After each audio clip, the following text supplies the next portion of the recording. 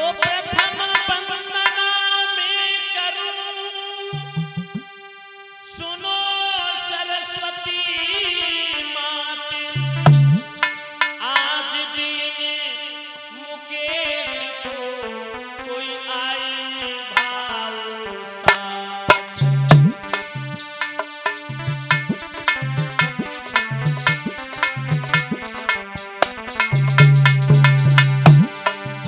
आज दिन मुकेश को कोई आई भाव साथ।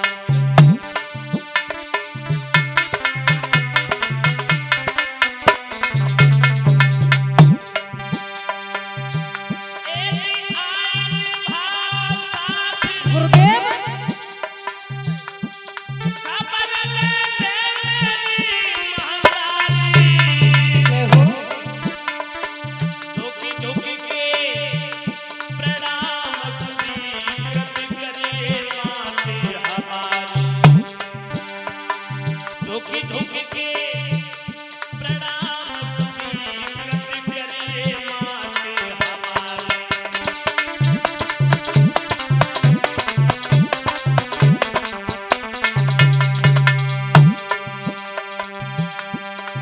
तेरे बल पे माते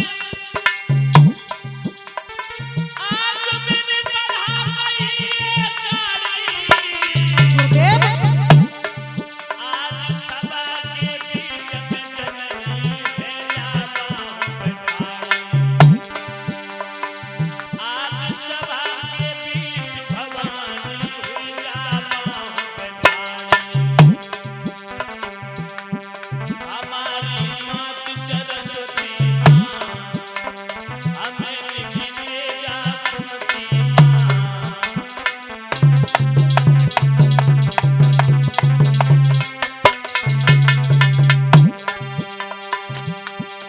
बाने नानन सिंह बहाने, गुरुदेव ए ध्यान धर्म तेरो जपती। जय हो।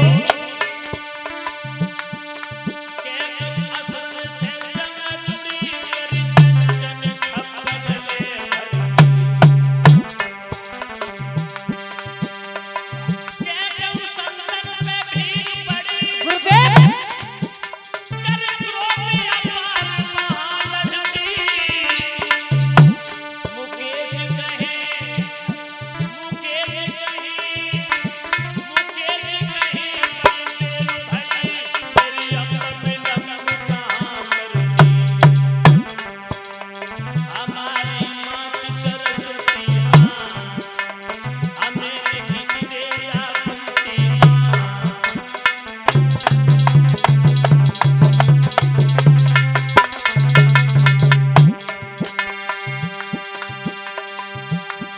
सहायता करो जी हमारी, गुरुदेव और ये तो दास सभा में जननी तेरे बदन उतारी।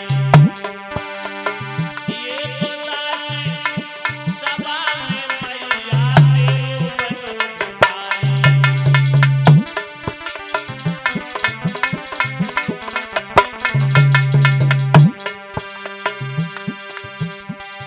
आईना करे नहीं ला, गुरुदेव तेरी कृपा से मैया कह रहे धर्म की।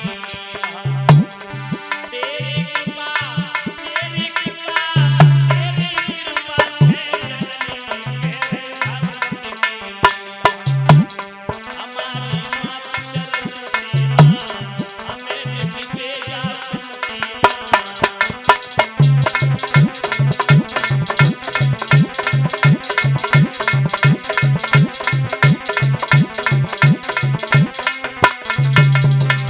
बोलिए सरस्वती मैया की, जय हो। सच्चिदानंद भगवान की, जय हो। संत समाज की, जय हो। व्यास भगवान की जय हो। जय जय श्री राधे श्याम। हेलो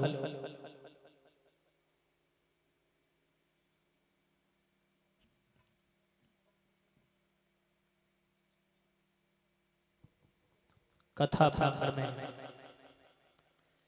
यत्र तत्र जगह से पधारी हुई पुण्यात्माएं, अर्चनीय वंदनीय सेवा करने उपतातर बुजुर्ग, सीता अनसुईया सावित्री नर्मदा जैसे भूमि को पावन पवित्र करने वाली हमारी माताएं एवं बहनें, इस धराधाम पर पलने वाले कर्णधार प्यारे बच्चों, आसन पे विराजमान संत समाज, 33 कोट देवता, 64 योगिनियों, 49 पवन, गंगा यमुना सरजू जी के चरणों में व्यासपीठ की तरफ से कोट कोट नमन है।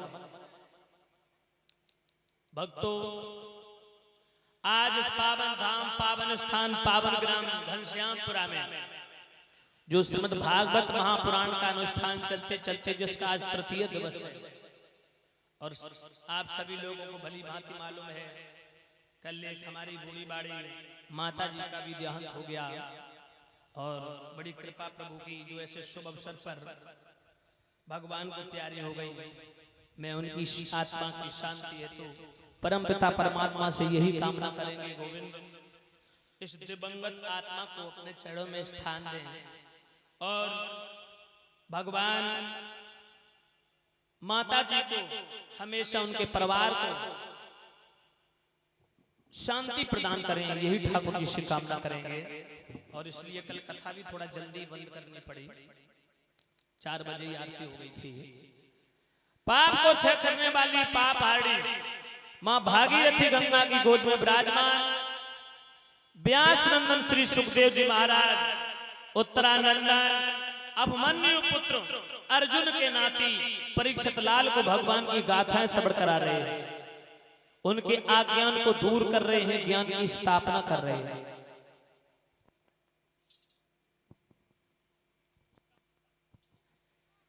याद रखना भक्तों, जब परीक्षित का मन हर कथा, हर सत्संग, हर कीर्तन से पलट जाता है, दूसरा रास्ता अपना लेता है, तो श्री सुखदेव जी अपने ज्ञान के द्वारा राजा परीक्षित को भगवान की गाथाएं श्रवण कराते हैं, भगवान के भक्तों की लीलाएं सुनाते हैं, पतिव्रताएं माताओं की कथा सुनाते हैं, देश और धर्म पर मर मिट जाने वाले वीर पुरुषों का इतिहास सुनाते हैं, त्यागी संत महापुरुषों का इतिहास सुनाते हैं, और भगवान के लीला अवतारों का वर्णन करके उनके अज्ञान को दूर कर रहे हैं, ज्ञान की स्थापना कर रहे हैं। क्योंकि राजा परीक्षित को श्राप लगा है श्रृंगी ऋषि का कि 7 रोज तक्षक नाग नस्लेगा, तुम्हारी मौत हो जाएगी। परीक्षित ने प्रश्न किया, श्री सुखदेव जी से बोले, गोविंद की कृपा जिस भक्त के ऊपर हो जाती है उसका बेड़ा भवसागर से पार हो जाता है, ये तो मैं भी जानता हूं, लेकिन हे परमहंस महात्मन, कृपा करके मुझे ये बतलाइए कि जिस व्यक्ति का समय नजदीक हो, मरने वाला हो, उसे क्या उपाय करना चाहिए।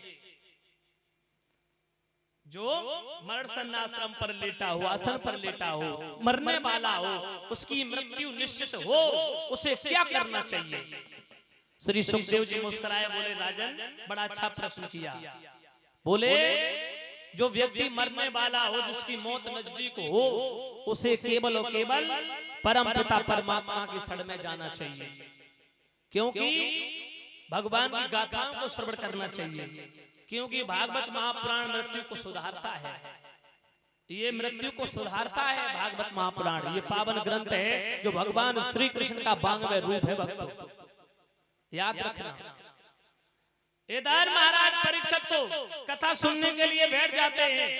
हरिहर क्षेत्र में गंगा के किनारे बालू का टीला बनाया, आसन लगाया, धूप दीप लौंग इलायची इत्यादि से पूजन किया है श्री सुखदेव जी का परीक्षित ने। भक्तों, अति संक्षेप में आप लोगों को शास्त्री जी ने बताया होगा, ये श्री सुखदेव जी पूर्व जन्म में तोता थे, जो वेद व्यास की पत्नी के गर्भ से इनका प्रादुर्भाव हुआ था, और जैसे ही जन्म लिया उसी समय ये वैरागी हो गए थे। इन्होंने संसार के लोगों से मोह नहीं बढ़ाया, माता पिता को माता पिता कह के नहीं बुलाया, क्योंकि श्री सुखदेव जी परमहंस थे। वो समझ रहे अगर माँ को माँ बोल दिया तो माता और बेटा का जो दायित्व होता वो निभाना पड़ेगा, पिता को पिता बोल दिया तो पिता पुत्र का जो दायित्व होता वो निभाना पड़ेगा। उन्होंने किसी से संबंध नहीं बनाए थे। माता बहनों भाई बंधु, सुखदेव जी कहते हैं, राजा मरना तो हर किसी को है, जो आया है संसार में उसे जाना है। आया है सो जाएगा राजा रंग फकीर, और कोई सिंहासन चढ़ चलो कोई बंधो जात। जिसे संसार में भगवान ने भेजा है उसे जाना भी पड़ेगा।